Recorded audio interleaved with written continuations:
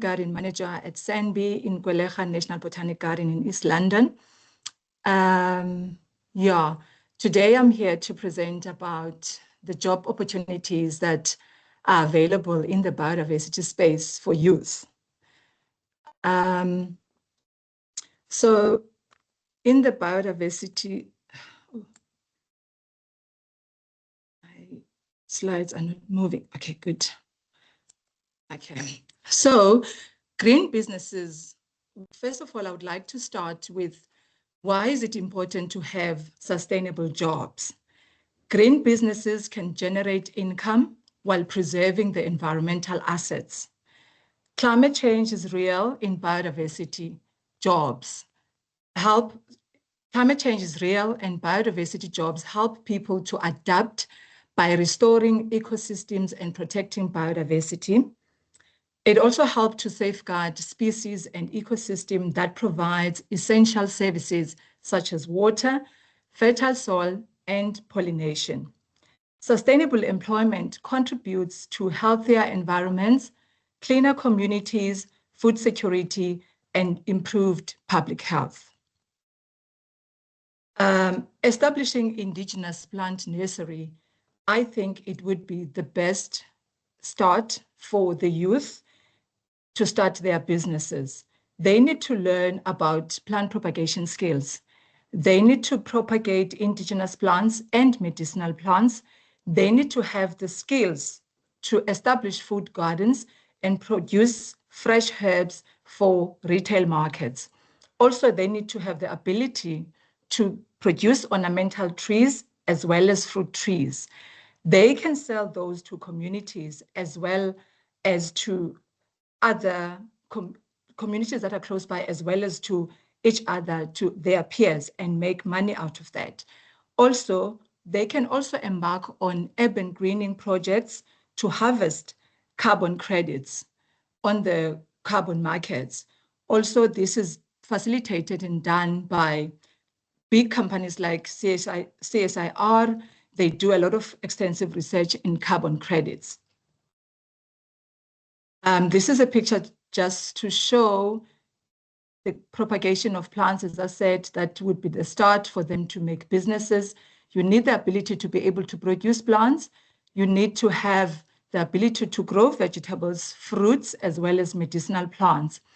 And also, youth must be able to plant these trees for urban greening as well. If you can see the picture right at the end of the Portulacaria afra, which is your spec boom, where the carbon credits will be derived. Also, youth can be able to create jobs through removal of alien invasive species. Species like Lantana camara, Acacia miansi, the black wattle, and the eucalyptus, which is your normal gum tree. From these, you can get green energy like your biogas, your charcoal, timber, as well as poles, which can be sold to the market, like the rural communities, to your peers, out in the market as well. And that will create a lot of employment for youth and women. There's also something that is called bioprospecting in the biodiversity economy, where jobs can also be derived by the youth. As I said, the said and the above invasive species that I had mentioned, which is your gum tree, your Lantana camara, as well as your Acacia miansi, they can also give you oil, antifungal oils, as well as eucalyptus oil that is used for medicinal purposes as well as for aromatics. There are also other plants that one can also grow if you've got the skills, like your lavenders, your agathosma species, your lemongrass and pelargoniums, and you can extract oil from that, and for pharmaceuticals industry and cosmetics that can be sold. Also, another business area that I think in the biodiversity space youth can be able to do is beekeeping. Beekeeping is very also green, is also a huge business out there because it has very low startup cost. You don't need a lot of money to start that business. You don't need a big piece of land to do the business. And it can also provide multiple income streams. You cannot just produce honey, but you can do beeswax as well. And you can also sell your services of beehives to the fruit farmers, as the picture says. They can pollinate your fruit trees. And also the same bees can help in pollinating the indigenous plants. Also, I think the youth can also turn the landfill sites that are full of waste, be it plastic, bottles and everything. They can turn that waste into business through recycling, creating of new products from waste. They can also convert that landfill site into food gardens for food security, as well as selling to the public. They can also plant fruit trees, ornamental plants to attract more biodiversity. In that way, there will be a lot of bars of bees, birds, and butterfly. They can also find jobs in the ecotourism space.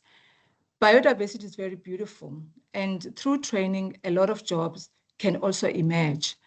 Forest, as we know in the biodiversity space, they attract birds. They have interesting plants in them. So jobs can be created through birding. Again, a lot of training needs to be done, tour guiding, and some forest walks. They can also have their businesses in educating school children, take them for walks in the hike, and then also educate them about the species of trees that occurs in that forest and the birds as well that occur in the forest. They can also create jobs through the blue economy, which is your oceans. They can acquire sustainable fishing permits. They can also get training through the Department of Agriculture, Fisheries and Forest. They can also get those fishing permits for their own consumption, and they can sell, they can commercialize whatever they're extracting from the ocean. They can get also skipper permits to operate boats for deep fishing as well as tour guiding. Thank you. That's the end of my presentation.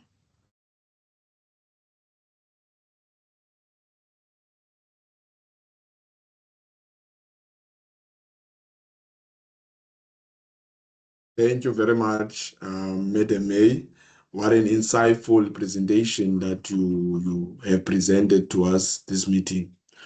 We are going to allow Mr. Konrad to enter, and please forgive me that I didn't introduce you properly as the first speaker of the session.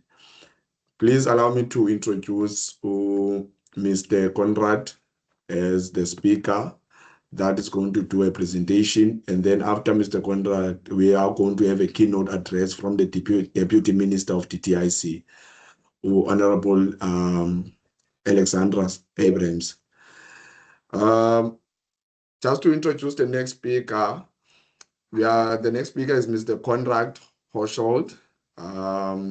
Qualifications: is an expert, is a graduate in economist with many years of comprehensive professional experience in project management, business consulting and marketing in both Germany and abroad.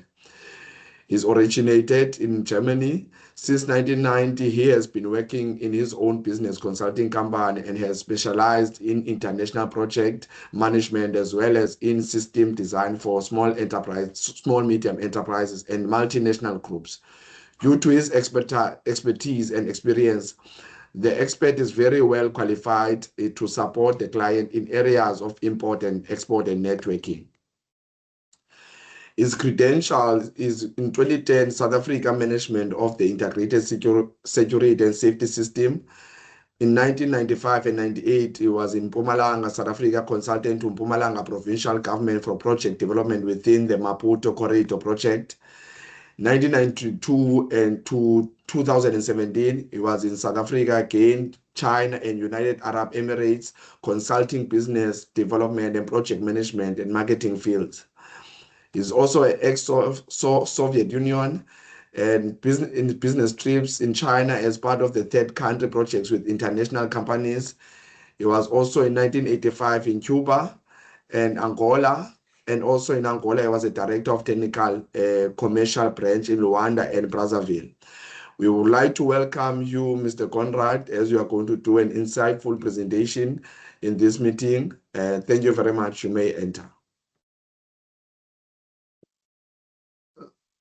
Program Director, President Wesi, Honorable Deputy Ministers, distinguished panelists, and above all the young entrepreneurs who are the real reason why we are here. Good morning. My name is Konrad Hochhold. I'm a German consultant and entrepreneur who has spent decades in technology transfer, integrated infrastructure design and project management. And for many years here in South Africa, going back to the days of the liberation struggle. It is an honor for me to contribute today to the design of solutions for addressing the challenges posed by technology and environmental changes in the energy and water sector. I hope you can see the presentation. Yes, Hello? we can see it. Yes. Okay, then it's fine. Then, because I have made it short and structured so that I'm not wasting your time.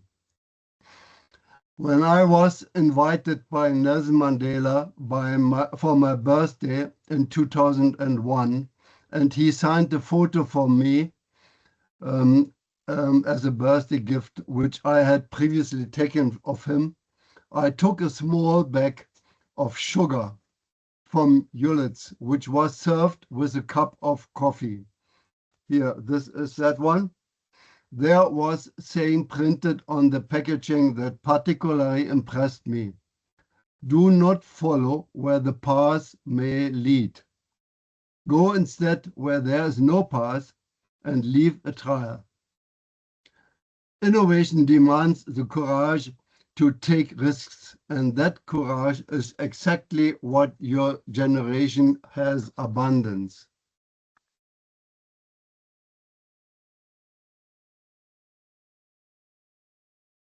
Even when truly urgent projects are sometimes blocked by a wide range of factors and by individuals sometimes, the structure of the system design remains valid as a common street for future projects. This can be sometimes much more important to find out what the project has given over as an heritage in the future, because sometimes the time is too early. Here's an example from the time of the first steps towards renewable energy in South Africa. At COP17 in Durban, 2011, initiated by UNCTAD International Know-how Transfer and Business Development, my company, a team of local and international associates created the concept of a renewable energy development hub in KwaZulu-Natal, a catalyst and business incubator in 3 clusters: renewable energy and energy efficiency, integrated energy and communication networks with smart grids, and sustainability, biodiversity, and water. The full top design on a top level design was completed at this time. Investment was secured and pilot projects were installed. It did not reach implementation for reasons that had nothing to do with engineering and everything to do with the politics of the day.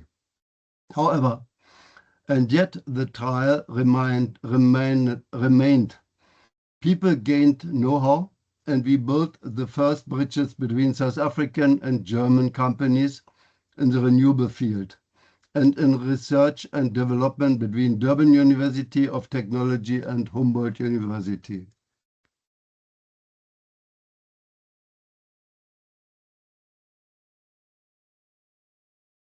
Renewable energy and water belong together.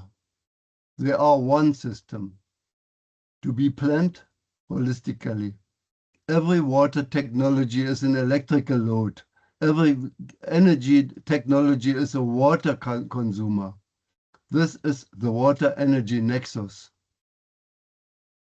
The TMP concept, technology, manufacturing and projects, which is based on the experience and success of Vista Berlin-Adlershof. It's the largest science and technology hub in Europe with the highest innovation. Vista served as a model and mentor for the design of the Renewable Energy Development Hub in KZN. The TMP concept combines know-how, business incubation, and project management, held together by investment and management. Values comes from the synergies between them. By designing the connections, the system becomes resilient.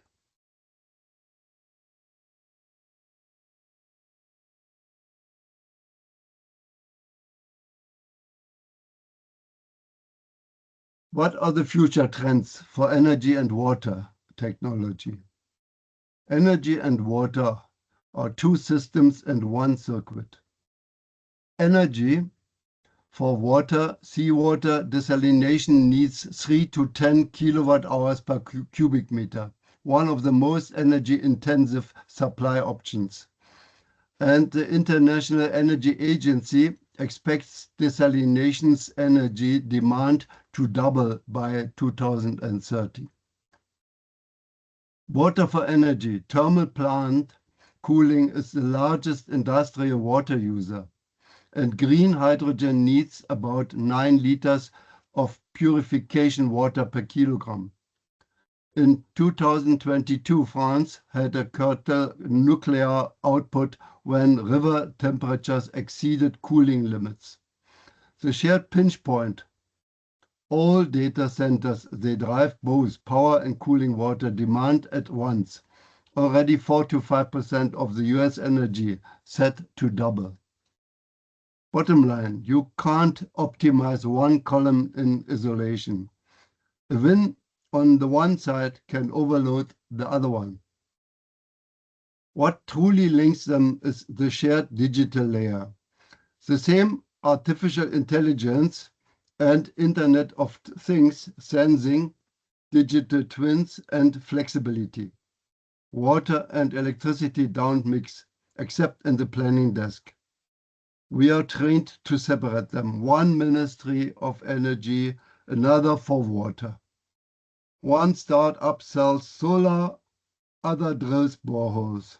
But a solar pump with no water to lift is useless, and a water network with no reliability in power supply stops.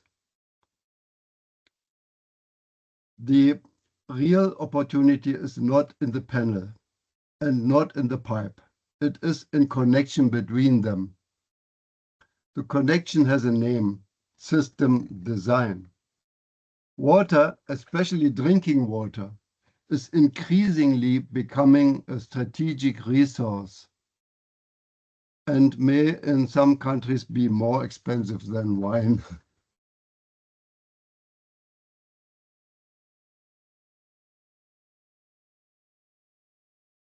What does an entrepreneur need to be successful and sustainable, especially when you start?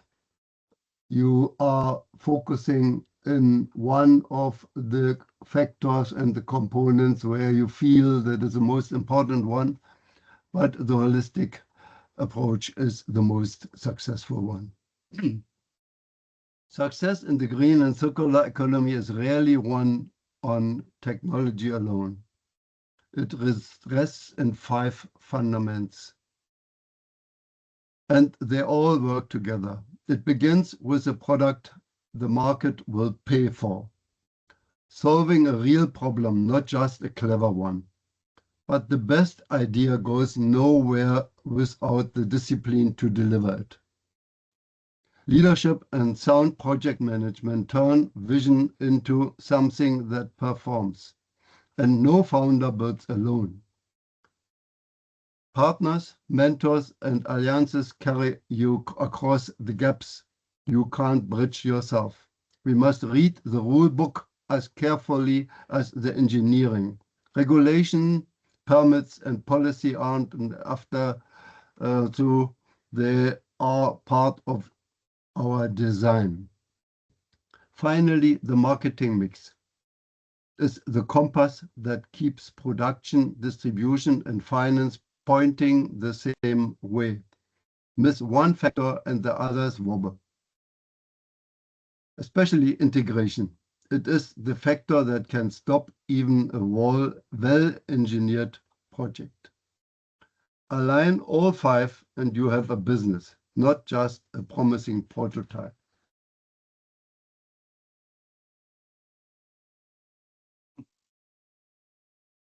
Of course, a company holistic performance involves other factors whose impact can be assessed using a performance radar, which is shows here.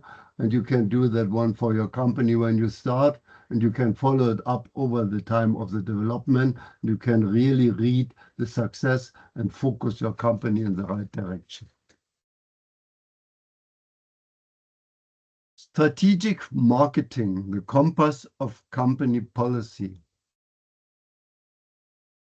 Today, marketing steers the entire enterprise. Its performance profile, production, structure, distribution, and finances, in step with the dynamics of the market.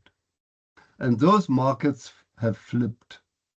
In today's information society, the customer sets the terms. The age of the seller is over.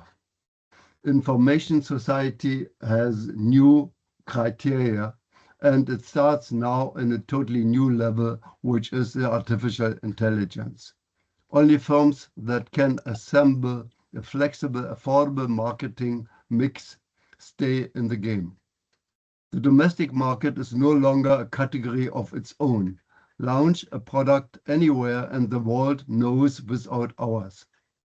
Trade now happens in one place. The global village marketplace is the internet. The difference between business then and now. Once it was hard to find a good product. Today it is hard to sell it.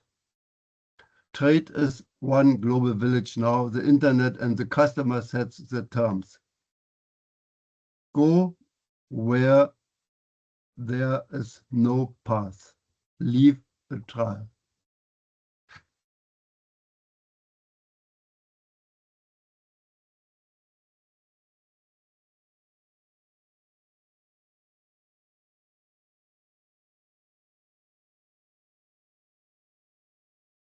Thank you very much, Mr. Konrad Hochhold, for the insightful presentation. Really shows that you have the institutional capacity and experience when it comes to this particular discussion.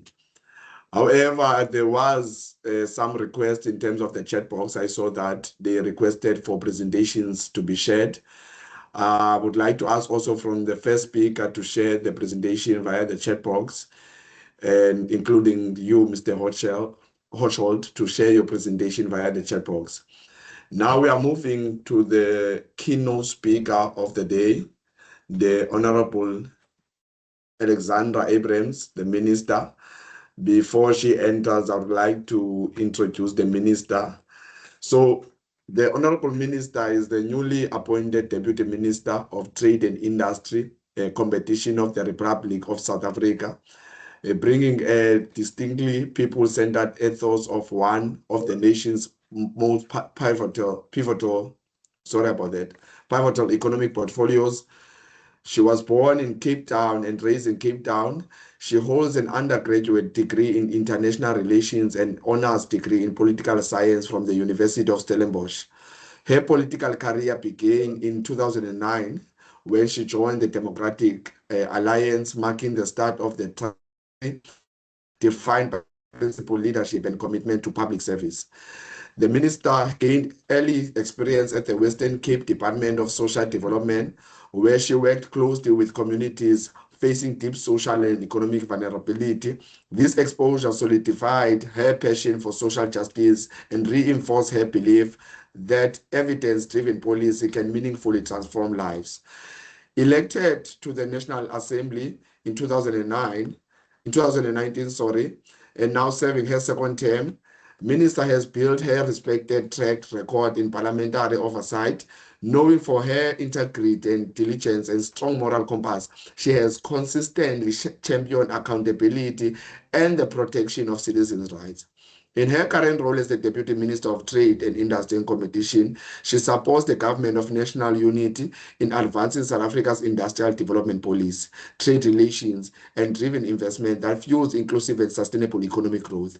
Her progressive from social development to economic policy underscores her belief that thriving job-creating economy is fundamental to social upliftment and national stability. The minister continues to be guided by a vision of equitable, opportunity-rich South Africa, one where economic policy is firmly connected to the lives of the realities of its people. By that, I want us all to welcome the Deputy Minister of Trade and Development, your Trade and Industry, Honorable Alexandra Abrams. You see, the development is in my head since the minister had experience in the Department of Social Development. But by that, thank you very much, Minister. We'd like to welcome you. No, thank you very much for that introduction. And before you get me fired, let me just correct you. I am the Deputy Minister and not the Minister for Trade, Industry and Competition. So just the one correction. But thank you for having me. And let me just greet you, the Program Director, the leadership of the South African Youth Trade Association, representatives of government and of the development finance institutions, business leaders and the young entrepreneurs. Ladies and gentlemen, good morning. It's still morning, and thank you for having me here and allowing me to participate in this very important discussion on the role of youth in promoting climate resilience and advancing South Africa's just energy transition. I would like to firstly commend the South African Youth Trade Association for convening this conversation and for placing young people at the center of South Africa's economic future. The theme of today's webinar could not be more relevant. Across the world, climate change is reshaping economies, industries, and labor markets. And at the same time, technological innovations like AI, renewable energy, and the growing demand for sustainable products and services are creating entirely new opportunities for investment, enterprise development, and job creation. For South Africa, these developments present both a challenge and an opportunity. The challenge is evident. Climate change risks such as droughts, floods, water scarcity, and damage to infrastructure are placing increasing pressure on communities, businesses, and governments. Governments must do more with less to respond to these realities. At the same time, South Africa continues to grapple with stubbornly high unemployment, particularly among young people. Yet, within these challenges lies an opportunity. The transition towards a lower carbon and more sustainable economy presents one of the greatest industrial and economic opportunities of our generation. The question before us is not whether this transition will happen. The question is whether South Africa's young people will be active participants in shaping it. And I firmly believe that they must. Climate resilience is often discussed as an environmental issue, but for the Department of Trade, Industry and Competition, it is also an economic issue. It is an industrial development issue, it is a competitive issue, and it is a youth empowerment issue. Around the world, demand is growing for renewable energy technologies, battery storage systems, electric vehicles, green hydrogen, recycling technologies, sustainable agriculture, and climate-smart manufacturing. The countries that position themselves successfully within these emerging industries will attract investment, expand exports, and create high-quality jobs. South Africa has many of the ingredients required to succeed. We have world-class renewable energy resources. We possess significant reserves of critical minerals required for clean energy technologies, and we have access to regional and international markets.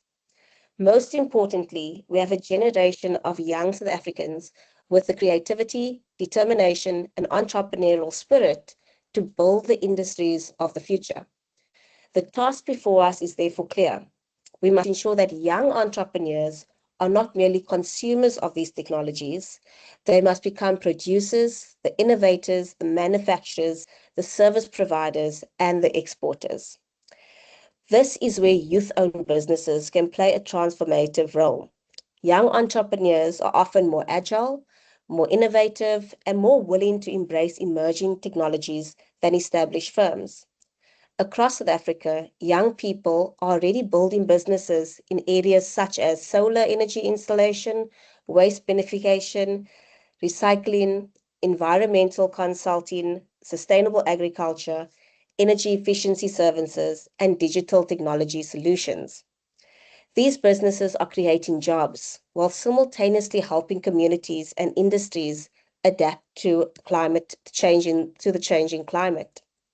The Department of Trade, Industry and Competition is committed to supporting this type of enterprise-led growth. One of the ways we are doing so is through our efforts to deepen industrial participation in renewable energy value chains. As South Africa expands renewable energy generation, opportunities are emerging throughout the value chain. These opportunities extend beyond electricity generation itself. It includes component manufacturing, engineering services, logistics, construction, maintenance, software development, and specialized technical services. The energy transition must be structurally geared towards developing local industrial capabilities, supporting enterprise development, and creating opportunities for South African businesses to participate. Crucially, it must also create a meaningful pathway for young South Africans to enter these industries. This is why industry stakeholders, training institutions, and government are increasingly working together to strengthen skills development within the renewable energy sector. One practical example is Power Up platform, developed through a partnership between the Energy and Water Sector Education and Training Authority, Green Cape, and the UK PAC. Power Up serves as a digital platform that connects industry, training institutions, and social partners, helping to match the skills required by the renewable energy sector with training and employment opportunities available to young people and women. Through initiatives such as Power Up, young South Africans can better understand where opportunities exist within the renewable energy value chain, what skills are required, and how they can position themselves for future employment and entrepreneurship opportunities in the sector. Equally important is ensuring that the growth of the renewable energy industry translates into real workplace experience. Through the Youth Employment Service, or the YES program, renewable energy companies are increasingly being encouraged to provide young people with opportunities to gain practical experience, develop workplace skills, and establish a foothold in a growing industry. This recognizes a simple reality. Qualifications alone are often not enough. Young people need opportunities to apply their skills, gain the experience, and build professional networks that can support long-term career development. The transition to a cleaner and more sustainable economy therefore presents a dual opportunity. It enables South Africa to strengthen its energy security and climate resilience, while simultaneously creating new avenues for youth employment, entrepreneurship, and industrial development. For young South Africans, the green economy is an economic opportunity to build businesses, acquire future-focused skills, create innovations, and participate in industries that will shape the global economy for decades to come. The same principle applies to the development of South Africa's green hydrogen economy. Government, industry, and investors are working together to position South Africa as a competitive producer and exporter within emerging green hydrogen value chains. This has the potential to unlock opportunities across manufacturing, transport, engineering, logistics, and associated services. For young entrepreneurs, these developments present opportunities to establish businesses that can participate in the growing domestic and international market. The Department of DTIC, that is also working to strengthen South Africa's position within the regional and global value chains. This includes the DTIC's Automotive Production and Development Program and the recently launched Electric Vehicles White Paper, where government is supporting investment in next-generation vehicle manufacturing, battery technologies, and component production, helping South Africa remain integrated into global automotive value chains. Through initiatives linked through the emerging green hydrogen economy, South Africa is positioning itself as a future supplier of green fuels, critical minerals, and industrial inputs that will be required for economies pursuing net zero commitments. Our special economic zones continue to attract investment from international firms in sectors such as manufacturing, logistics, and industry processing, creating opportunities for South African suppliers to integrate into global production networks. And there is a particular focus on how we incorporate green economy into our SEZs.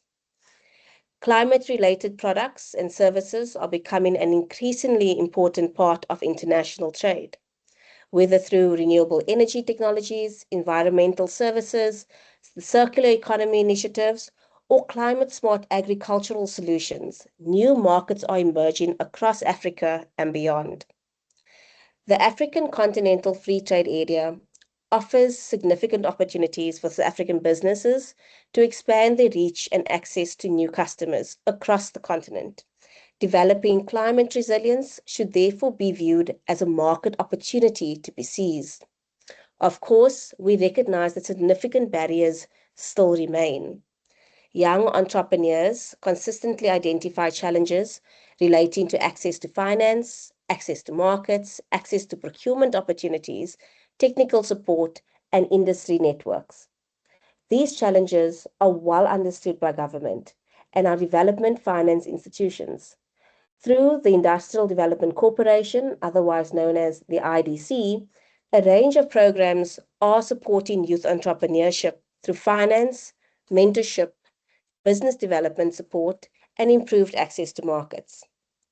Initiatives such as the Youth Pipeline Development Program and the GrowE Youth Scheme help prepare and finance youth-owned enterprises, while approximately 1.5 billion rand has been earmarked to support youth businesses through the IDC's broader financial programs.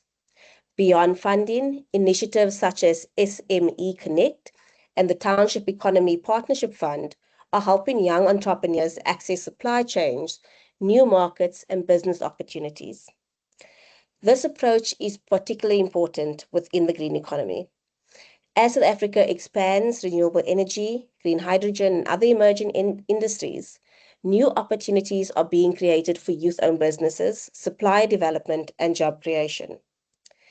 If we are serious about youth participation in the just energy transition, we must continue working to remove the barriers to finance, skills development, market access, and enterprise growth. This requires collaboration between government, development finance institutions, private investors, industry bodies, international partners, and youth organizations. No single institution can achieve this alone. The just energy transition will only succeed if it is inclusive, practical, and focused on creating opportunities for those who have been historically been excluded from economic participation. Before I conclude, I would like to encourage every young entrepreneur participating in today's webinar to focus on 3 practical actions.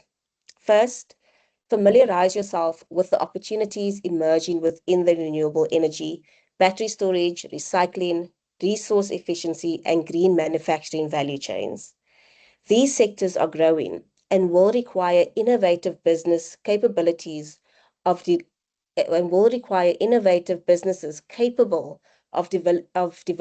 delivering products and services across the value chain.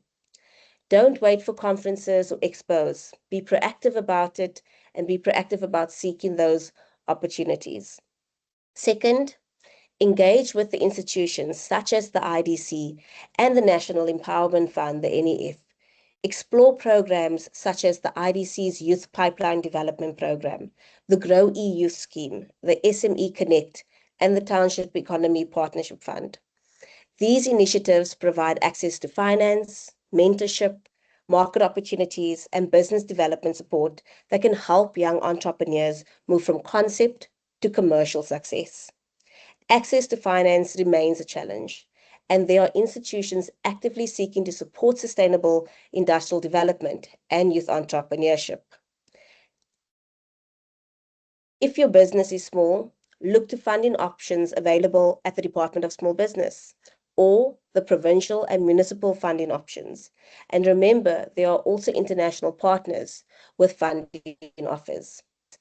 Thirdly, explore export opportunities through the African Continental Free Trade Area and the DTIC's Export Promotion Program, which can be found on the DTIC's website. The future economy will increasingly reward businesses that can compete regionally and globally. Ladies and gentlemen, South Africa's young entrepreneurs are innovators, employers, investors, and they are problem solvers.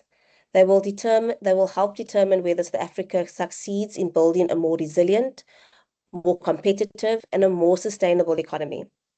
The task of government is to create the enabling environment, and the task of business is to invest and create jobs.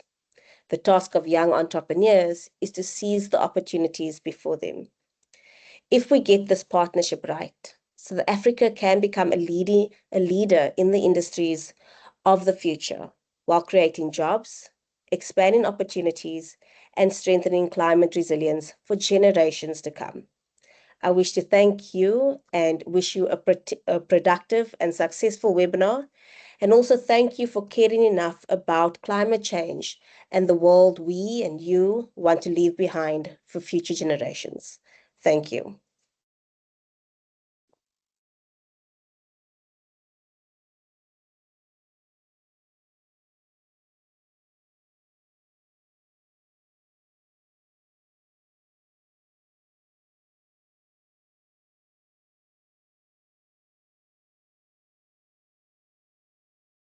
Saying that there's no proper accountability and sustainability when it comes to every opportunities that has been presented. We, however, find it as the youth sector that there's a serious gap between the policy ambition and implementation. Hence, we realize that there's an instability in terms of sustainability of investment, because for investment to be sustainable, they are sustainable if the social and economical benefits outweigh the total cost of the investment. And currently, we are still struggling in terms of managing social goals, such as your productive transformation and your social inclusion. However, I do want to encourage that, Deputy Minister, in this session, we are to propose at the South African Youth Trade Association that we have an in-person session where we are going to invite even the stakeholders that are here, as you are speaking and emphasizing the issue of partnership. There's a real need in terms of the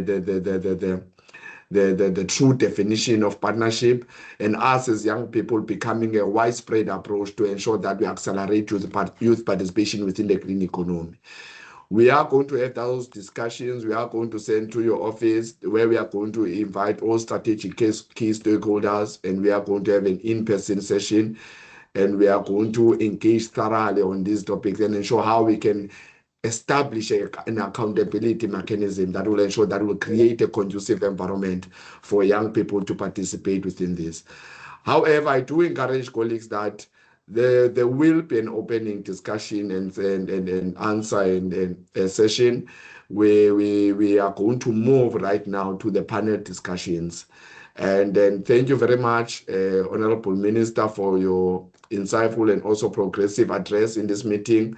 We do wish, however, as the South African Youth Trade Association, we are going to reach out and we are going to plan to have this session.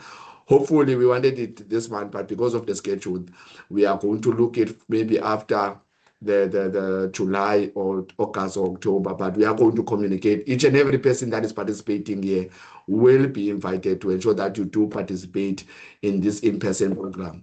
So thank you very much, colleagues. I'll hand over to Siyabonga Hans, who will ensure that he will continue with the panel discussions, and then from there we'll open up the discussion for Q&A, and then from there we'll have Deputy Minister James Sithole from Small Business, and then we are going to have the United Nations Trade and Development. Thank you very much.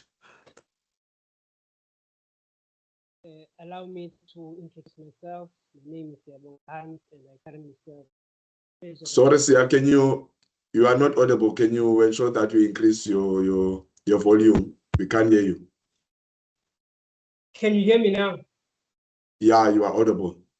Okay. Good afternoon. My name is Siyabonga Hans. I am currently the Treasurer General of the SA Youth Trade Association. I think in terms of this program, I have one of the most exciting parts, which is to moderate a panel discussion that will speak about policy, experience of businesses, but also speak about funding. We know that we are business people here and we want to know where do we go for funding. So this panel discussion will speak about that. I have a depth of panelists that are here with a vast amount of knowledge, but also will give us the right answers as to how does policy meet implementation. So allow me, can the panelists please have their cameras on so that we can start with introductions. I can see Victoria has her camera on. Can we start with you, Victoria? Can you give us an introduction and then we will introduce the other panelists. So over to you, Victoria. Just a brief introduction and then the other panelists can go ahead. Thank you.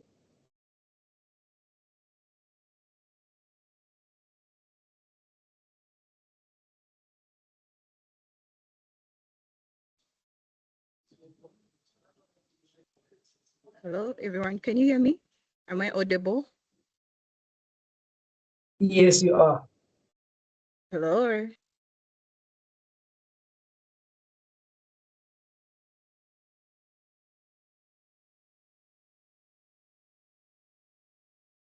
You're muted. You are muted, Victoria. Can you just unmute?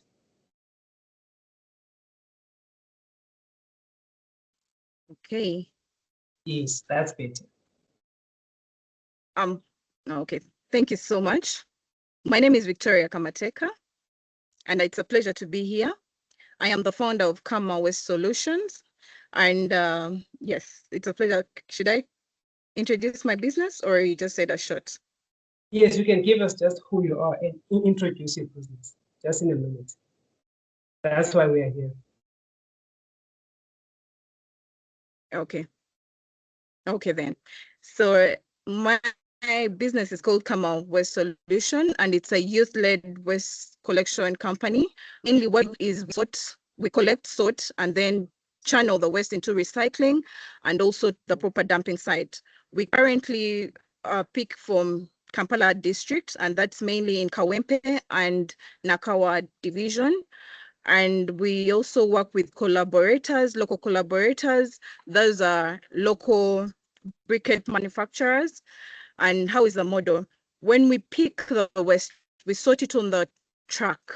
And after that, we exchange the waste that is needed for the manufacturing of briquettes into an exchange of finished products. When we get these finished products, we take them back to our clients, or that's where we sell them as we collect their waste. In return, we are creating jobs for youth, and those are the loaders, and even ourselves. Generally, we are promoting clean energy, and then also cleaner air and the proper drainage system. My vision for this is ideally to be the leading voice and catalyst to transform the waste management sector in Uganda.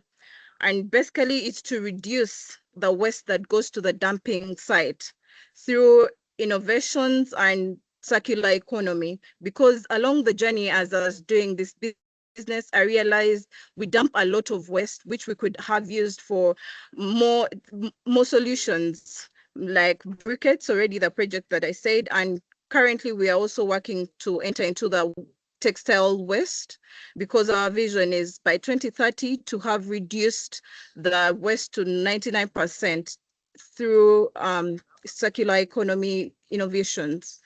Yes, thank you. That's what my business does. And I am so excited to be here. Thank you so much. Thank you very much, Victoria. I think you are giving us some insight as to how to view waste as an asset, and you're showing us the modalities of the circular economy. So thank you very much for that. My next panelist will be Ditebogo Senokwana. I hope I pronounced your surname properly. Can you just please give us an introduction about yourself? She is colleagues on the call, the one that speaks about financing. So the budget, Yes. you move. Yes, indeed. A very good afternoon to you, Program Director, distinguished guests, fellow panelists, representatives from government, development finance institutions, private sector, and most importantly, the young entrepreneurs and innovators that are joining us here today. I, by name, am Ditebogo Grace Senokwane, and I am an investment associate with the National Empowerment Fund under the Umnoto Department. So the National Empowerment Fund is a South African government agency established to promote and facilitate Black economic participation and transformation in the economy. The NEF was created through the National Empowerment Fund Act number 105 of 1998 and operates under the auspices of the South African government. The NEF's mandate is to provide financial and non-financial support to Black-owned and Black-managed businesses across various sectors of the economy, with the focus on broadening and deepening economic participation. Thank you so much. Thank you very much, Ditebogo. That's a nice teaser for what is to come. My next panelist is where I think I'm most interested in, because we speak a lot about climate change, but the policy part is not as known to many people. So allow me to introduce Dr. Junita Badu, who is the Senior Policy Advisor for DFFE, and we all know how DFFE is the custodian for climate change. Over to you, Dr. Badu. Thank you so much for that, Siyabonga, for the introduction. As Siyabonga has indicated, I am from the Department of Forestry, Fisheries and Environment, and I'm responsible for coordinating the green economy programs within the department. And usually we undertake this in partnership with either external organizations or sector departments, as well as other government agencies. Now, since 2020, we've been focusing on providing support to small businesses, but with an environmental lens. And in that regard, we have a guideline that actually provides you with a step-by-step guidance on how you can actually embark on greening your business. We usually do outreach sessions in partnership with the Green Youth Network, as well as the National Cleaner Production Center. And as Deputy Minister Abrahams has indicated, the SEZs and IDZs also provide space for small businesses to operate within. But whilst we embark on this process of capacitating and raising awareness around green enterprise development, we also do outreach to youth as well as businesses that are operating in the informal sector, where we find there seems to be the greatest need in understanding what opportunities are available. So I think I'm going to stop there, Siyabonga, and also greet my fellow panelists and the participants who've taken the time to join online. Thank you. Thank you, Dr. Badu. That was nice and short and concise. One thing that we always speak about as SAYTA is that we are living in a global village. And once we found that the problems we face in South Africa similarly another youth person is facing in a different part of the continent. That's why we don't have only one, but two entrepreneurs that are dealing within the green and circular economy from a different country, that's South Africa. So that allow me to introduce then my next guest, which is Mr. Obore from Uganda. Can you please put on your camera and tell us just a short introduction about who you are? Over to you, sir.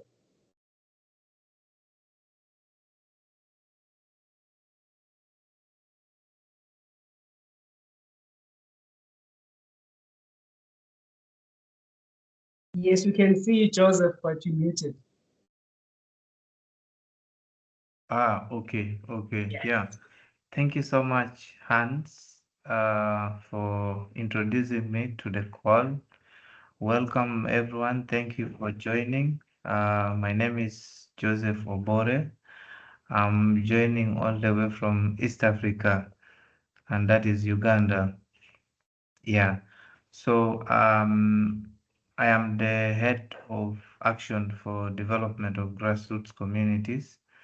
This is a non-profit organization located in eastern Uganda, Bukedia. So Bukedia is a district located in eastern region.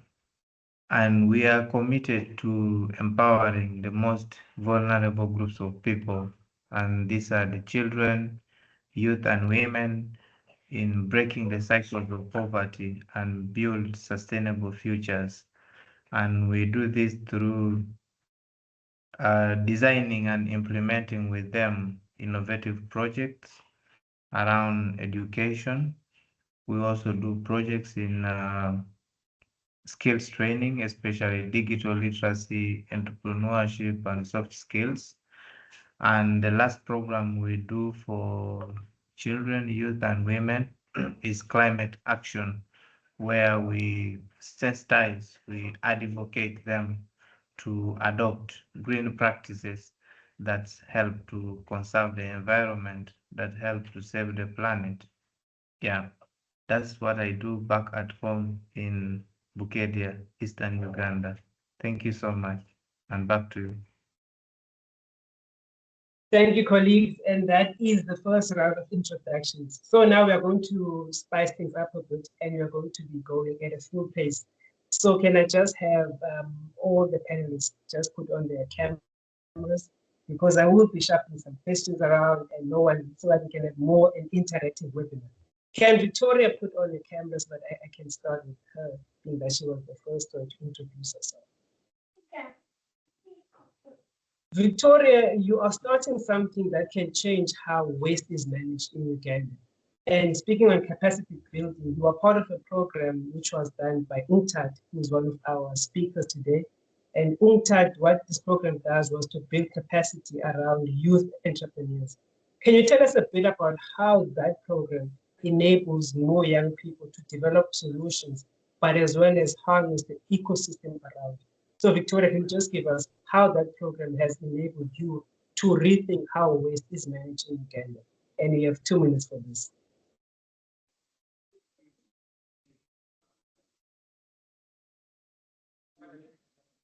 Thank you so much, Mr. Hand. Can you see me? Is my video on? Because on my side, it shows it's off. Hear you perfectly. Is my video on? No, we can't see you, but we can hear you perfectly. Okay, then. Sure. Sorry about that. I don't know why my camera is off, but it shows I'm on now. So thank you so much for that question. And yes, I had a great experience with Interpretic Logi Hub Pre-Accelerator Program, where I learned a lot as a young entrepreneur, especially as a starter or an early entrepreneur. Definitely, as an early entrepreneur, there are many challenges. And also not understanding what entrepreneurship is exactly. So for me, this program taught me what entrepreneurship is practically, with the practical structured environment to test my ideas, to sharpen my business model, to understand my strength as an entrepreneur, and then to leverage on them.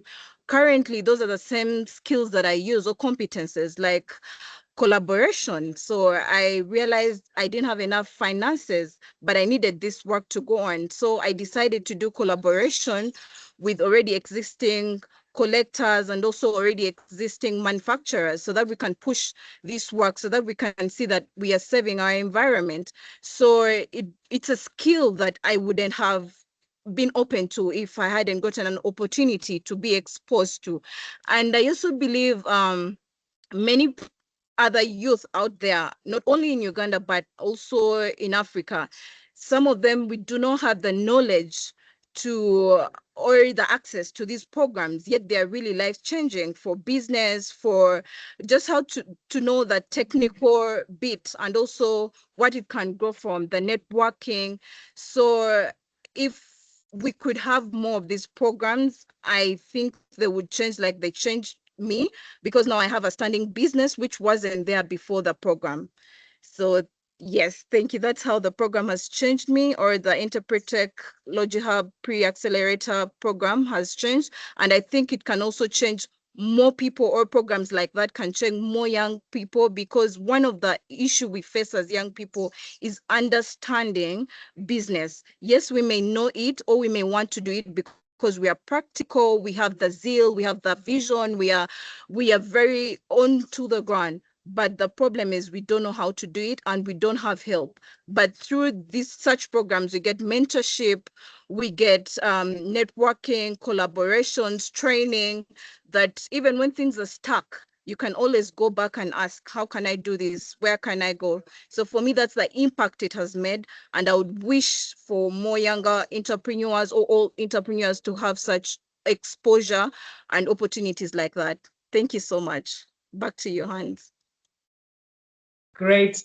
There's a reason why I asked that question, because most of the time when youth entrepreneurs look for funding, the issue of capacity is questioned. Now, Ditebuko, there's a young person that has the capacity, has done the relevant training. Now they want funding. What financial products are currently available for entrepreneurs in the green and circular economy at the NBF? Thank you so much for that question. So there are a number of financing opportunities available for youth-owned businesses operating in the climate resilience and green economy sectors. So at the National Empowerment Fund, we recognize that the transition to a green economy presents significant opportunities for young entrepreneurs. So firstly, overall, our funding at the National Empowerment Fund begins from 250,000 Rand up to 75 million Rand. But on top of that, some of the available funding instruments include our Renewable Energy Fund, which offers concessionary funding priced at 2.5% per annum.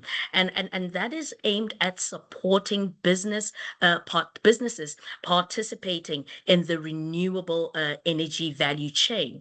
We also have sector-specific funds, such as the Furniture Fund, also priced at around 2% for qualifying enterprises. In addition, we also have the Tourism Fund, which provides support that includes a grant component of up to 5 million Rand for qualifying businesses.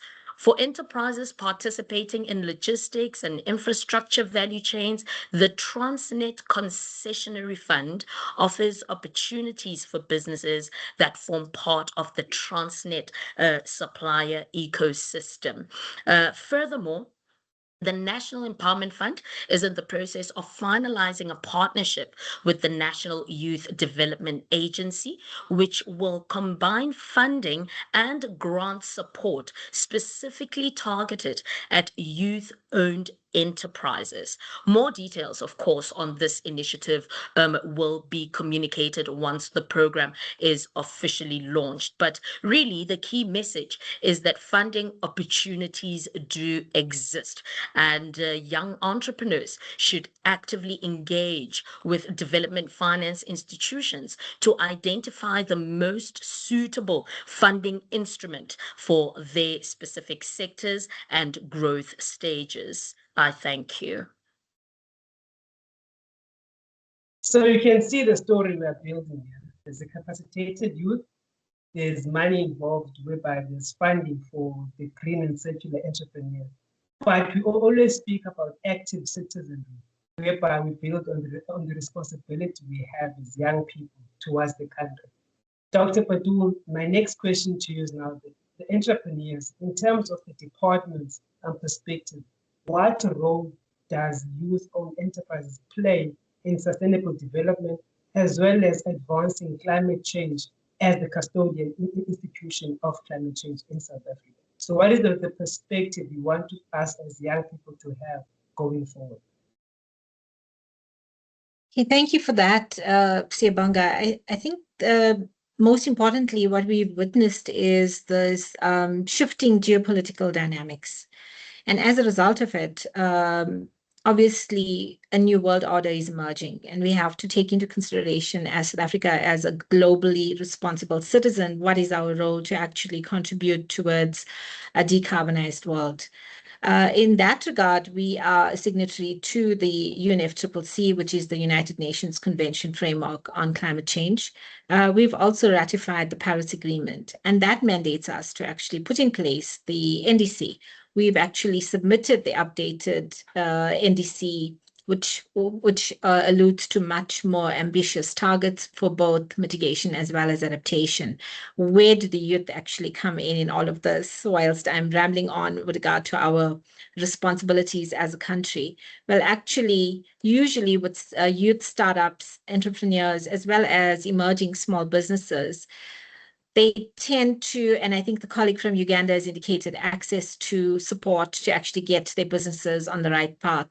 They tend to start about it business as usual and not necessarily being fully cognizant of opportunities in terms of being resource efficient in their business operations and how they could go about it.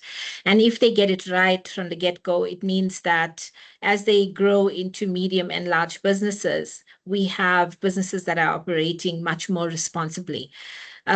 In making sure that they are actually on this path, I mentioned in my introductory remarks that we have embarked on this process of raising awareness around green enterprise development.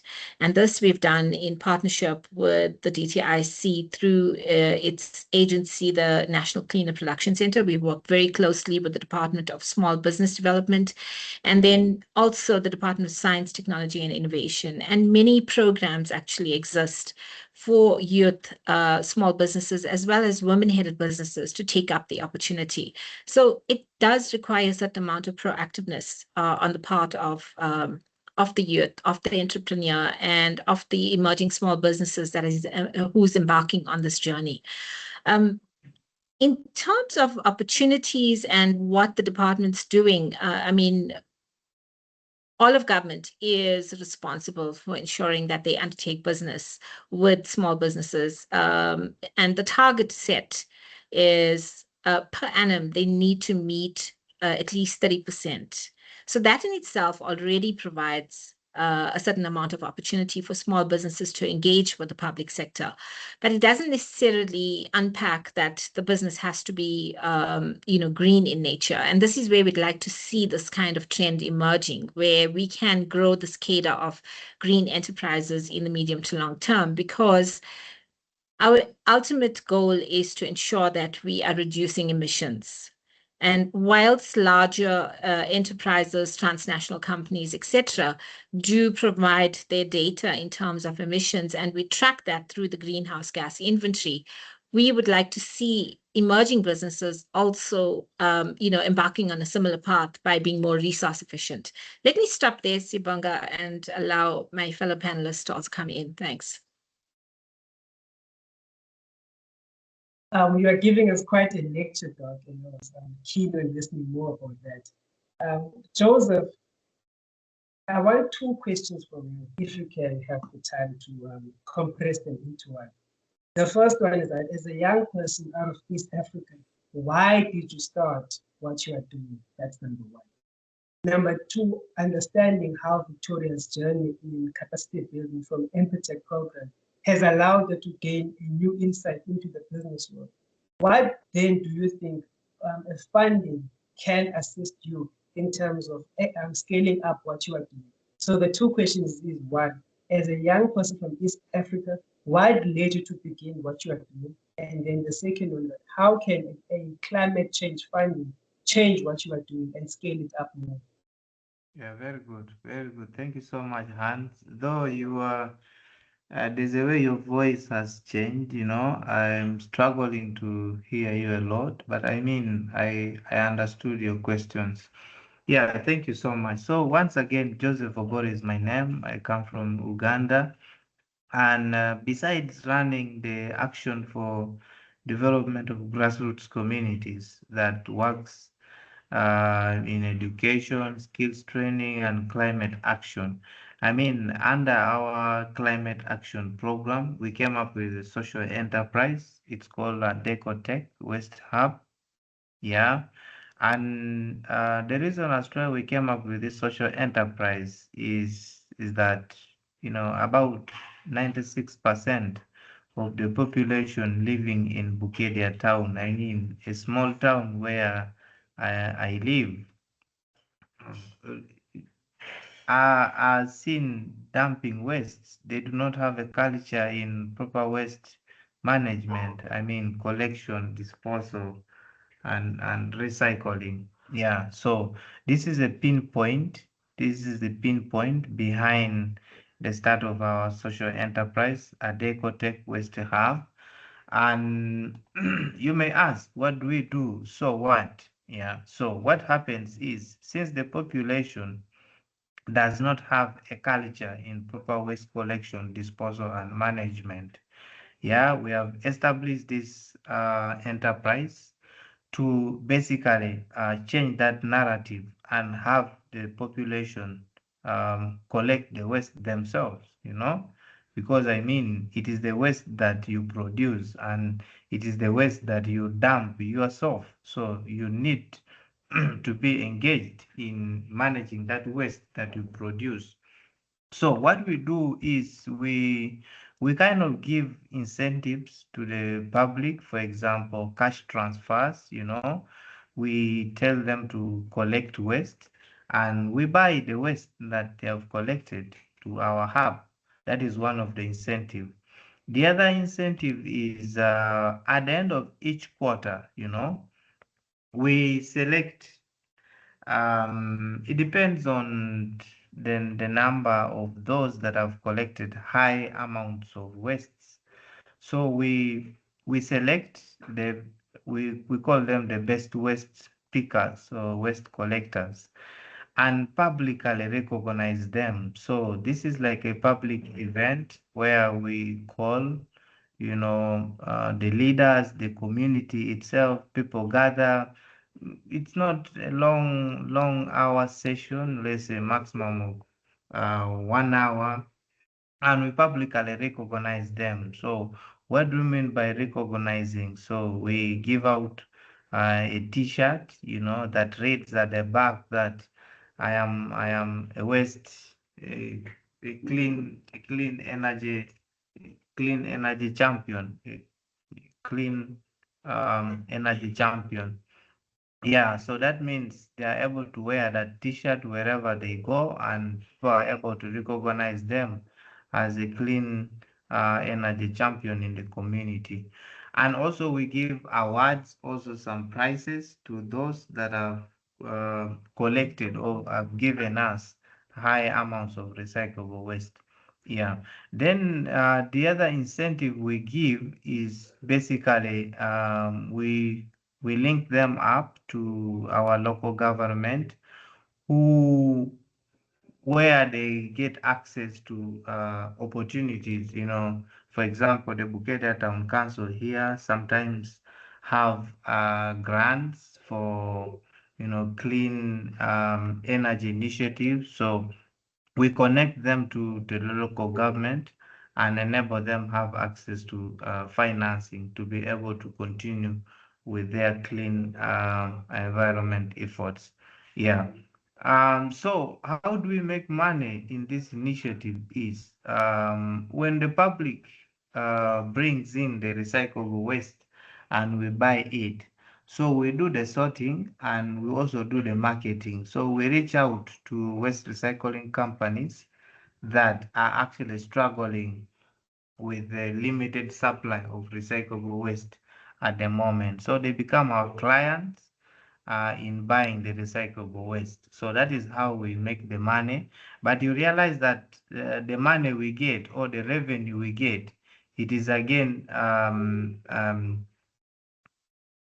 put back in the initiative in terms of cash transfers. So the money we collect is again paid to the waste pickers in terms of cash transfers and also in terms of the public recognition. Yeah. So as of today, we are 3 years on ground, and as of today, we have collected over 15 metric tons of recyclable waste. And we are working with over 8 recycling companies at the moment. 3 of them are near us in Mbale City, and the rest are in Kampala. So what happens is they themselves do collect the recyclable waste from our recyclable waste hub. Yeah. So Hans, you asked me why I started or we started this green initiative is because of the bigger number of the population not having, the attitude towards waste management. Yeah. So in terms of the UNCTAD training that we attended in Kampala, the Empretech, sponsored by UNCTAD in partnership with Enterprise Uganda. I would say that this was a biggest opportunity in my entrepreneurial journey. Many times I've attended entrepreneurship workshops and they introduce you different contents, different curriculums. But the Empretech curriculum is a unique one. Why? Because it focuses on personal competences, I'm happy that Dr. Konrad hinted this out about you yourself as an entrepreneur, not anyone else. Yeah, so I realized that this 1 week engagement with Empretech really enabled us to self-evaluate ourselves, get to know what are you good at, what are you not good at in terms of entrepreneurship. And I must say that if it was not because of this Empretech training, I would not have developed or improved or strengthened my personal entrepreneurship competences. Thank you so much, my brother. No, thanks a lot, Joseph. And you are taking me into the last round of questions. It's been a great conversation to understand the various experiences from entrepreneurs on the ground, the policy mandate, and also the funding imperatives. So now, Ditebogo, we have as our parting words. Take us through how can young people position themselves to enable more projects like Joseph and Victoria's to scale up. You have told us about the threshold between 250 to 75 million, but how can they position themselves? Because even in the group chat, many were saying we have applied to many of these financial products, but we are not being accepted. So take us through parting words from your side. How can young people better place themselves to be able to run more projects along the green and circular economy?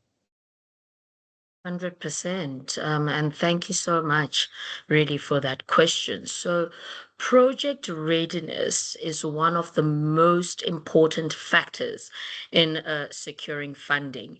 Many entrepreneurs focus solely on the funding requirement, whereas financiers are also primarily concerned with the viability and sustainability of the business. So, young entrepreneurs should ensure that they have a clear business model, a well-developed business plan, realistic financial projections, and a thorough understanding of their market and the market that the business will be operating in. Another very key thing is that demonstrating revenue certainty or a credible market demand is particularly important, as it provides confidence that the business can generate sustainable cash flows. Equally important is the technical capability. Entrepreneurs must either possess the relevant technical expertise themselves or have access to a skilled or to skilled individuals who can successfully implement the project. Investors want to see that the team has the ability to execute the business strategy effectively. Ultimately, funding follows well-prepared opportunities. Entrepreneurs who invest time in strengthening their business fundamentals, validating their markets, and building capable teams significantly improve their chances of securing finance. Thank you. Thank you for that, Ditebogo. That's what we call parting words. So much impactful. Dr. Padul, I would like for us to have a conversation, meaning that I'm going to have questions posed to you back to back, because there's something that I want us to understand on policy. So the first one is going to be, take us through what support mechanisms do you have as an institution for youth-owned businesses? That would be our start, and then I will follow up with the main course. So take us through what support mechanisms do you have for young persons in this call that can go and look to the institution for them to be upgraded and developed in this economy. Thank you. Okay, thank you for that, Siyabonga. But just listening into Ditebogo and the issues that she's raised is really very real on the ground. We've had consultations with both the informal as well as the formal sector. And as I mentioned earlier on, in terms of the process that we embarked on since 2020, we've actually provided funding at that stage, 2 rounds of funding to help successful businesses to get on their feet, but coupled it with access to mentors as well as helping them with developing and strengthening their business plans, and then ensuring that they were financially savvy as well. So understanding how you manage your business finances was critical as well. Over the 2 rounds, we supported just under 30 businesses. But this, in the main, is not necessarily our mandate. As you are aware, we have a Department of Small Business Development, and they do have the fund. And I am aware of some of the comments that have been posted in terms of the challenges that startups and entrepreneurs have actually experienced in accessing some of these public sector initiatives, and that is sad indeed. So we would want to I want to allude to the manual that we have, or the guideline that we have made available. It is on the department website, www.dffe.gov.za, Green Enterprise Development Guideline, which also provides templates on how startups and small businesses could actually ensure that they are addressing their business plans accordingly. And we've been through a round of providing support through outreach and awareness raising on how they could embark on developing their business plans. Unfortunately, we don't have any dedicated funds that are targeting youth and entrepreneurs or small businesses. But through our partnerships with external partners, the Partnering for Green Growth and Global Goals, that's the P4G program, we do advertise calls for proposals on a regular basis, but we've actually reached the last round. This program has been running since 2019 and will conclude in 2027, but targeting businesses that are in the climate space, in the green economy space, and the specific areas or sectors was focused on climate smart agriculture, as well as waste management, manufacturing, and clean technology, and then addressing SDGs 2, 6, 7, and 8 in terms of inclusivity. Now, the last SDG that we've been focusing on is obviously SDG 13, which is on climate action, but underpinning it is SDG 12, which is on sustainable consumption and production. The work that we undertake with the IDZs through the National Cleaner Production Center, this is once again pitched at businesses that are well established but want to transition, and we provide them with pointers on how they could actually become more resource efficient in their business operations. Let me stop there, Siyabonga. I know you've indicated that you have a follow-on question. Yes, definitely, Doc. And I quite enjoy that you are in your speech saying that there is a problem with dedicated funding and mechanisms. As the SA Youth Trade Association, we are currently advocating for a Youth Climate Action Fund, which is going to be dedicated to youth businesses. As an institution, how is your perspective in terms of having these financial products for the youth sector in order to drive innovation and climate resilience? Yeah, let me commend you first and foremost in terms of putting this initiative in place. And you've also indicated, I think Mr. Dwesi indicated that you will be launching the fund officially as well. There are quite a few funds in the public sector as well, but is it actually addressing the need that's on the ground? And I would think that whilst you are in the process of maybe finalizing your fund, you need to address some of these challenges that youth entrepreneurs and early startups are actually facing. From our experience in engaging with the different stakeholders, including incubators, we found that incubators actually play quite a significant role in preparing these startups and entrepreneurs to get them to where DTIC would like to actually see them, and then they can knock on the doors of the National Empowerment Fund and successfully apply for those funds. So bridge financing has been one of the issues, or early startup financing. Because of the ticket size, they don't qualify at commercial banks.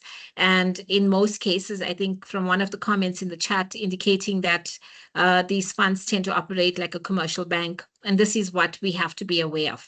You can't necessarily try and replicate or duplicate what the commercial banks are doing. You are trying to address the challenge of red tape that small businesses are faced with on a daily basis. So how do we overcome that? How do we make it more easier for them, relax some of the requirements that they need? And one of it has been around proven financial records to show that they can actually service debt. I think the perpetuating circumstances around providing grant financing becomes a challenge on its own as well, because we're not allowing small businesses to grow and to actually show that they can also service debt. And that's where responsible financial management steps in as well. So as you operate your business, how do you operate it as a legal entity and not necessarily your business that you can draw down from on a regular basis? And then that's where it compromises the business ethics as well. So having business acumen, skill sets, and ensuring that you are also financially savvy would get you a long way, especially for small businesses that are starting up. But it's always a challenge in terms of accessing what are the opportunities the public sector is providing, and not to necessarily sound like a true public employee. I mean, we would encourage small businesses to actually register and ensure that they are aligned with the requirements of the registration certificates, etc., in order for them to tap into some of these opportunities that are being made available. Whilst you remain in the informal sector, and I do understand the reasons why businesses would remain in the informal sector, and it's because of all of these overheads as well as the requirements that tend to make it difficult for them to conduct their business. They also miss out on opportunities through funding that may be made available for registered small businesses, skills, capacity development initiatives that may be made available through the different sector departments as well. So I would want to maybe conclude on that point, and once again, allow you to then reflect on what your fund is going to be undertaking and how do you address some of these gaps, that would enable small businesses to position them better to actually access the funds that you would want to make available. But it has to be a combination of grants, recoverable grants, or maybe concessional loans where you can see that the business is maturing, taking into consideration early stage funding, and there's a need for that, and how do they actually go about accessing it? And then bridge financing. As a business grows, their needs change as well. And how do we address that? Thank you. Thank you so much, Doc. I can see the hands are clapping, and it's because of the passion that you speak about this sector, as well as the wealth of experience you do have. Thank you so much for that. Victoria, you have the honors of taking us home. It's been a great panel discussion. As a young person who is involved in the green and circular economy, a fund of that SAYTA is launching, what would it do for your business that is in East Africa, knowing that it will be dedicated for young people? Over to you, and you can take us home. Thank you. Can I have the question again? I couldn't hear. Okay. A fund that the SA Youth Trade Association is launching, which will be dedicated to youth businesses in the green and circular economy, that is called the SAYTA Youth Climate Action Fund. What type of assistance would that do for you as a business in East Africa run by a young person? Thank you so much. I dearly think that the fund that will be dedicated to the Youth Climate Action Fund would escalate my business or other people, the younger people in this business or in the green sector, especially if they could tailor a fund that is tailored to our youth, or especially to a fund that is accessible for the early stage funding, because we face a challenge that majority of us don't have collateral, we don't have the right records, or our records are still small. So the traditional finance institutions cannot take our proposals. But if the funding is tailored to suit the younger youth, where the younger youth or where the younger entrepreneur or early stage is, then it would help us to scale up. It would help us to grow. It would help us to create more job opportunities, as also as we save our climate. And also, I really also agree in this funding being also inclusive with technical assistance, because we believe that the fund is not enough. We need more, we need mentorship, we need business development support, we need market linkages, we need financial management skills, we need opportunities. So the fund alone is not enough, but if we could have a fund that is inclusive with also the technical assistance, yes, we believe that we can scale up. We believe that we are the future, because already the future is now. The future we are talking about, the 2050 or 2030, it is now. We start now. So if we got this fund that helps us also with the technical skills, then definitely the future is greener, the future is better for us. And also, I think my last step would be, as you design this fund, if younger people could also sit on the governance table, because we are the ones that are on ground. We have these solutions, we have these projects. We know exactly where the pain points are. We know the challenges we face. We know the realities that in the community. So if we are inclusive and we have our voice on the fund, it would be good, because it would shape and support us intentionally, because this fund would be best for the youth or best for someone in the green sector with the actual practical skills and the actual problems or challenges that they face. So they would know exactly how to treat this fund, and they would also voice for other younger youth out there to get this fund,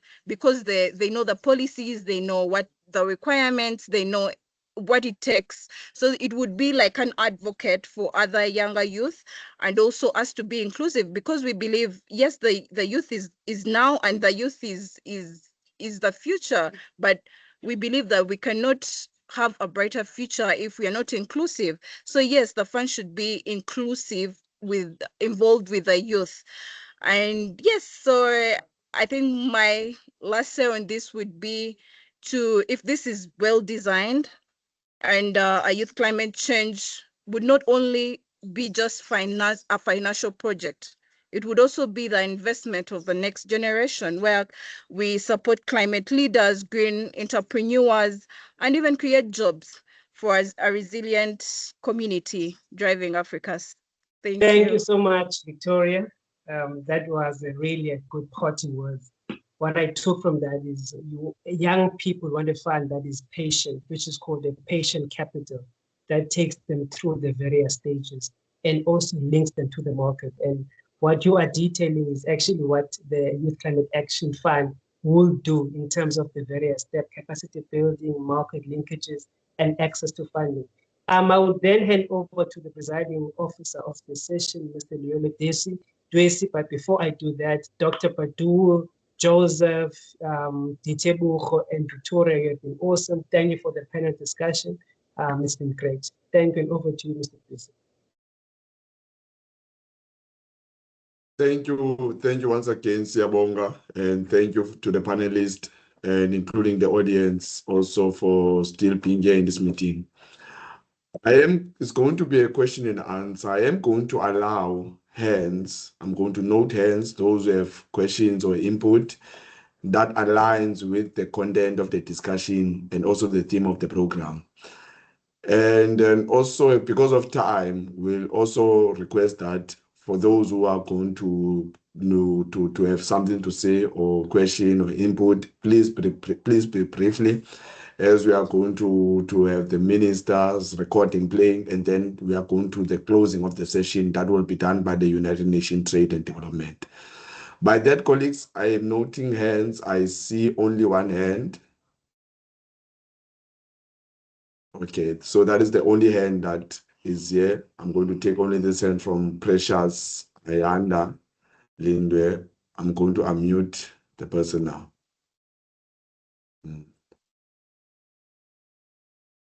You can come in, Precious. I've allowed you. I have unmuted you. Let me check if I can put on your video, if possible.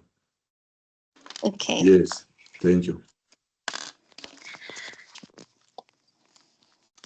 So good day, everyone. I was not really prepared to take the video, but I'll take any opportunity that comes my way. For a brief introduction, my name is Precious Nkosi. I'm 21 years old from a township in Pretoria, Tshwane, Mamelodi, and I own a manufacturing, well, it's also green, and salon. So in line with what I had Mrs.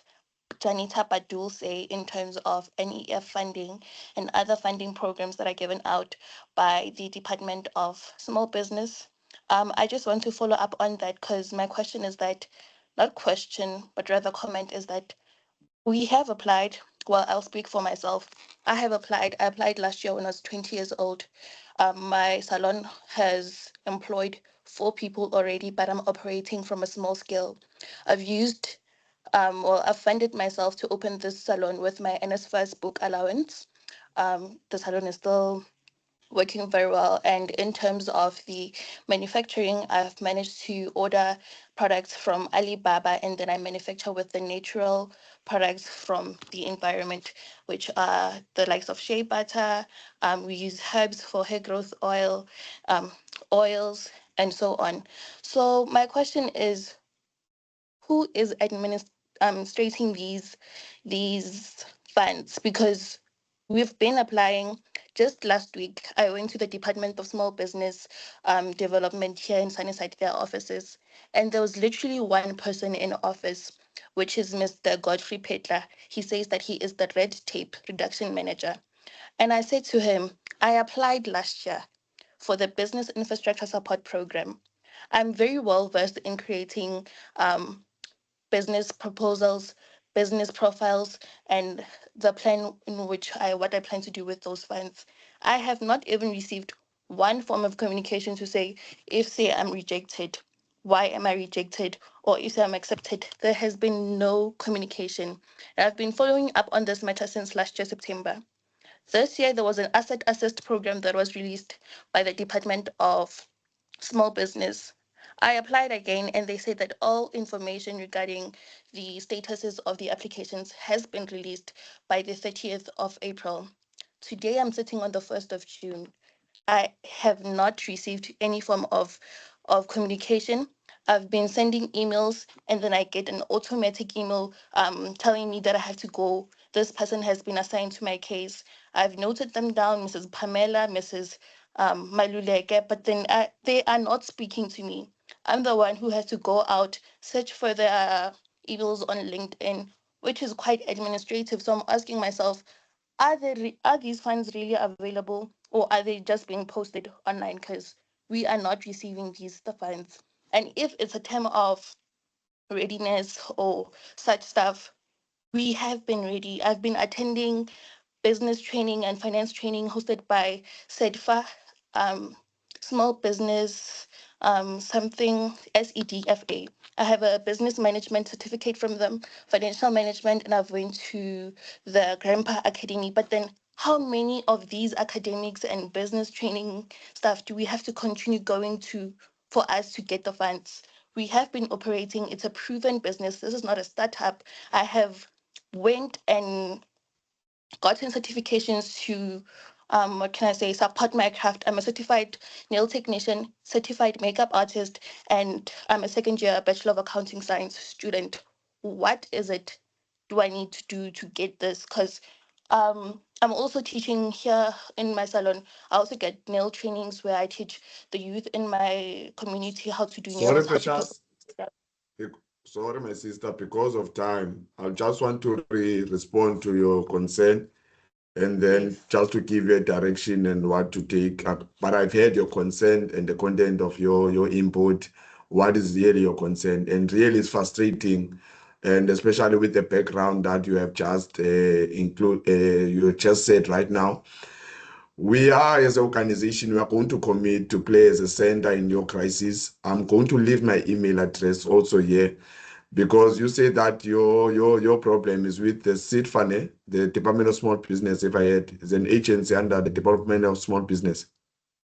No, the department itself, because I applied to 2 programs from the department.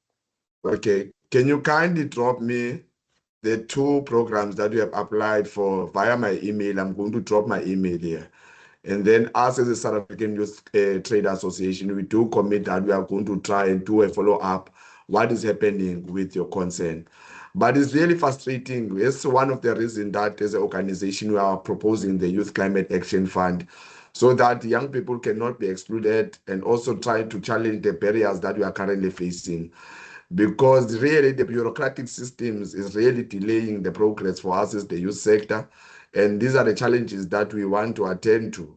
So I do feel your concern that you have raised right now, and I think that is something that can be resolved and also requires an external intervention, such as the organization, such as us.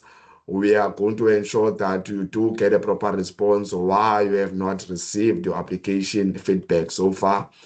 If maybe you've been rejected or declined, they might state a reason for that. And if there's a possibility for you to get the funding, then there must be an acceleration of that process. Are you happy with the response? Yes, please. Okay, no, thank you very much, my sister. So I've opened up the round of taking hands, and unfortunately, colleagues, because of time, I'm not going to take the 2 hands, because I've opened up a round of hands and I asked everyone to raise their hands so that they can have an input or a question that they need to raise. If you have any question, please write it on the chat box, and then we'll follow up on that one. Right now, we are going to play the record of the Deputy Minister, and then after that, we are going to have the United Nations Trade and Development to close the session for us. Thank you very much.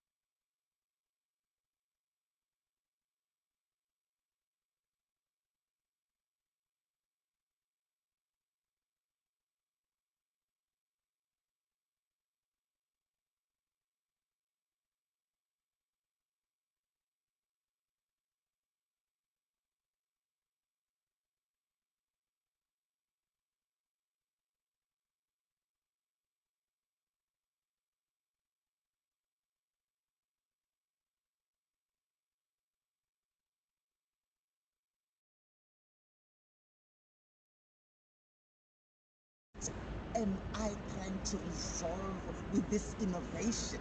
Because the solutions are going to come from young people. Green economy, it is no longer just about green economy. The world is changing, climate change. There is so many things that are evolving. And what I like about young people is that they are not scared to actually come up with new innovative ideas. Young people will blow your mind in terms of their innovation. And that is what we appreciate. We must support them. We must rally behind them, because if we don't, we are going to be the ones that lose. If we don't support young people's innovation, if we don't support the solutions that they are bringing to the table, we are going to lose as government. The issue of unemployment in our country, it has gone beyond what anyone could comprehend. And the solution lies in this room. In this room, it's innovators. In this room, it's future job creators. And in this room, it's actually even current job creators. I always say the youth is not the future. The youth of our country are the current, because I see them every day. I see the solutions that they put on the table.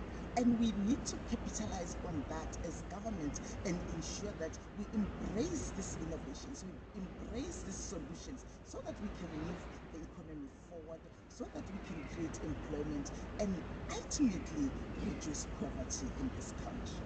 I want to wish you well in your deliberations. I want you to focus on now and the future. Keep that focus, keep going, and know that we are behind you all the way. Hi, greetings.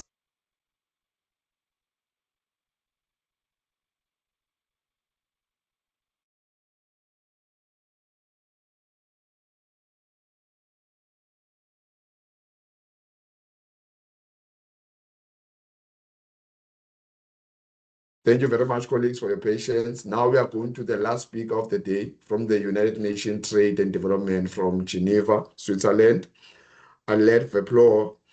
So Arlette Verploegh is a lawyer who currently serves as a head of enterprise development at the United Nations Trade and Development, with extensive experience in spearheading high-level development projects on entrepreneurship development development that are internationally recognized as innovative approaches to the Sustainable Development Goals. Previously, she was a Deputy Chief of Staff and Head of Communication and External Relations, boosting the organization's worldwide visibility, developing high-profile partnership with global leaders, while making trade and development more accessible to a diverse range of stakeholders. She is dedicated to taking a cutting-edge approaches to individual empowerment through entrepreneurship and collaboration, and leads the Embrytech Women in Business Awards. By that, colleagues, I would like to welcome Arlette. Thank you very much for honoring this session, and we are looking forward to your closing remarks for the session. Thank you very much. Thank you, Luyolo. It's a real pleasure being with you all from Geneva, Switzerland. And I've been listening with great interest to this, to the discussion you've been having.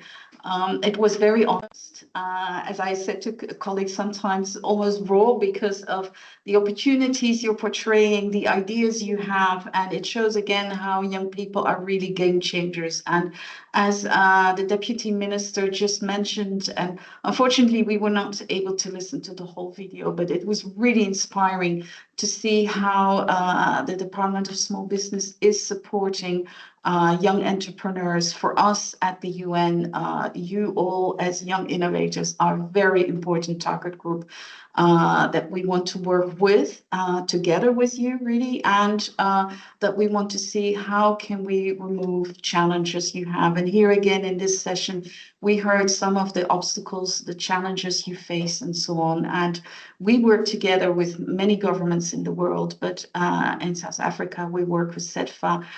You've heard Joseph and Victoria talk about the training courses we have, because as we also see it, access to finance, obviously for young people, it is difficult for the many reasons you've been outlining here.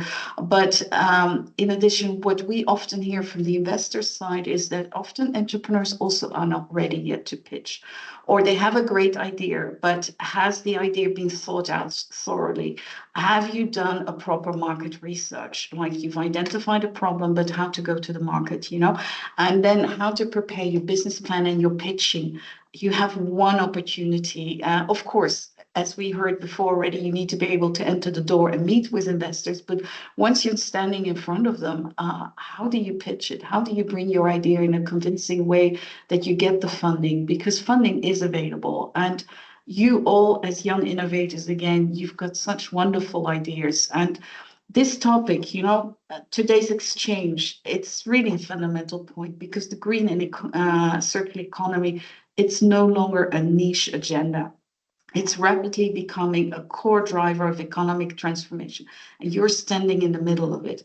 Now, this whole circular economy, it's estimated about $4.1 trillion in economic value, and create more than 7 million jobs globally by 2030. So this is a big thing. So the fact that you're here in this discussion forum and exchanging ideas and perhaps even meeting each other, there was not much opportunity for exchanges, but it's so important that you try to network. And, you know, if you hear nice ideas from each other, try to see if you're on LinkedIn or Twitter or Instagram and reach out to each other. Now, we've seen also that today's discussion has shifted the focus from awareness to implementation. And this is highlighted in concrete system-level constraints and emerging solutions across policy, finance, and enterprise ecosystems. And at this stage of the green and circular transition, the priority is not only to articulate ambition, but to operationalize it through coordinated cross-sector action at scale. And we've heard many of the speakers address these points. Now, we have to recognize that the context in which this transition is unfolding. The global economy, it's not easy today. It's facing multiple shocks ranging from pandemics to energy and supply chain disruptions. These shocks expose structural vulnerabilities, particularly for small businesses and entrepreneurs. And us at UN Trade and Development, we're very concerned about the possibility that SMEs just very quietly, slowly exit, and that larger entrepreneurs are in a better position to overcome today's challenges. So being resilient, as some of you have been mentioning, it's not only optional, it's foundational. Climate change, it's not only an environmental challenge, it's an economic reality as well. Its impacts will intensify and the burden will fall disproportionately on those with the least capacity to absorb it. And often we then also look at young entrepreneurs, unfortunately. This calls for enterprises that are designed from the outset to be adaptive, resource efficient, and resilient. Young entrepreneurs operating in green and circular sectors are uniquely positioned to build such enterprises. Now, a central theme of today's discussion has been access to finance, an issue that lies at the intersection of innovation, resilience, and opportunity. While global financial gaps for sustainable development and climate action amount to trillions of dollars annually, the reality for young entrepreneurs is often far more immediate. Lack of collateral, limited credit history, short track records, and restricted access to networks. We've all heard it during this discussion. And these are not isolated challenges. They're structural, and they require targeted systemic responses. Now, encouragingly, we're seeing the emergence of innovative finance mechanisms like blended finance instruments, de-risking facilities, fintech solutions, and crowdfunding platforms. These tools have the potential to extend financial inclusions and unlock entrepreneurial potential. The priority now is to scale these instruments and ensure they reach those who are currently excluded. And this requires coordination. No single actor can address these challenges alone. Governments, development finance institutions, the private sector, academia, and business support organizations like, for example, SEFA, can work in alignment to create enabling ecosystems for youth entrepreneurship. We also heard, for example, Loyola earlier on address, one pain point that was there. So having a real good business ecosystem around you that can help you and jump in, and don't ever be shy to ask others for help if you see that you're stuck in a process or other. It's very important to have such an ecosystem available for you. And this is something that we at UNCTAD are promoting a lot. And actually, we're right now redesigning our entrepreneurship policy framework, which we also address a lot to youth entrepreneurship, and to see how every entity, let's say, in the ecosystem can help young entrepreneurs. And our experience shows that effective support should operate across multiple interconnected dimensions in the area of regulation, education and skills, finance, technology, and of course, networks. Now, beyond policy, we also work directly with entrepreneurs. You've heard already Victoria and Joseph just mentioning it.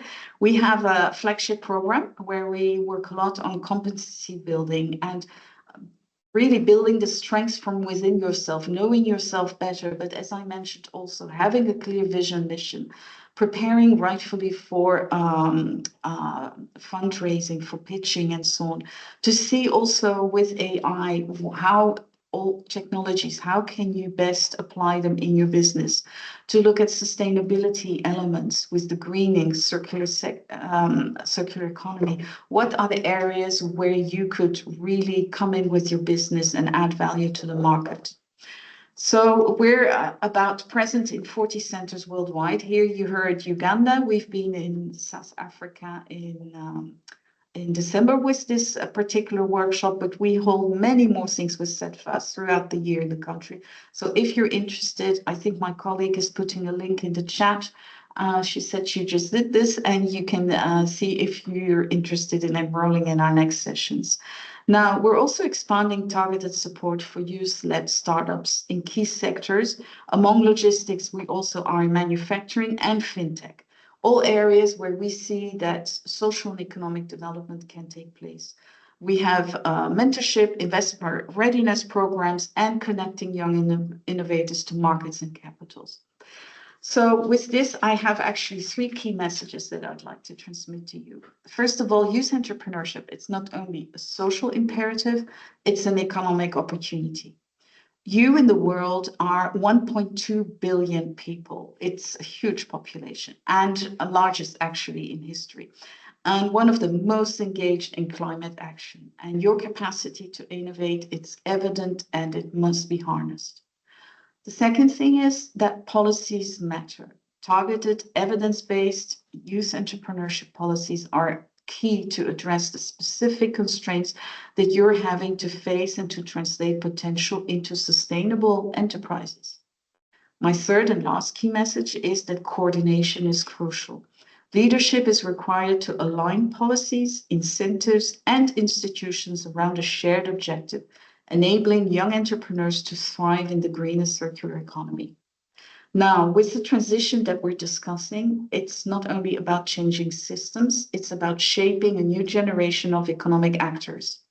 With the right support, you will all not only be able to adapt this transition, you will be able to lead it. And we at UN Trade and Development UNCTAD, we stand ready to help you in that. Thank you so much. Over to you, Luyolo.